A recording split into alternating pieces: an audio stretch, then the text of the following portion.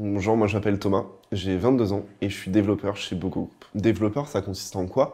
Eh bien, chez Bogo Group, c'est principalement ce qui va toucher au développement web, c'est-à-dire tout ce qui va toucher au HTML, CSS ou encore JavaScript. C'est ce qui va permettre de créer les sites principaux qui sont souvent des sites vitrines ou des sites permettant à la réalisation de différents jeux concours.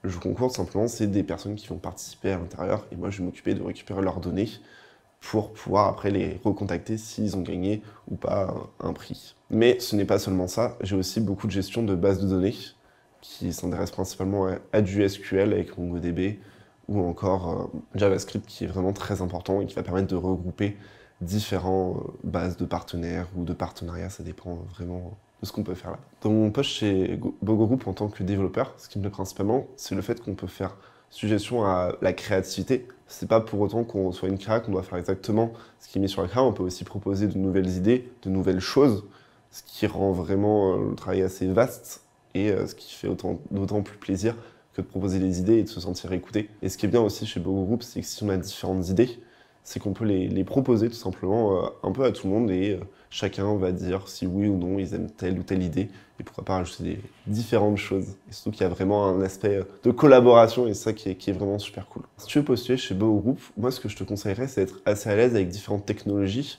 telles que HTML, CSS. Pour moi c'est deux langages parce que ça va être les langages principaux afin de réaliser un site web, mais aussi JavaScript pour la gestion de bases de données qui se fait principalement avec du SQL ou du NoSQL comme MongoDB qui est vraiment très pratique à utiliser, assez simple. Donc je te conseille d'être surtout très à l'aise avec tout ça.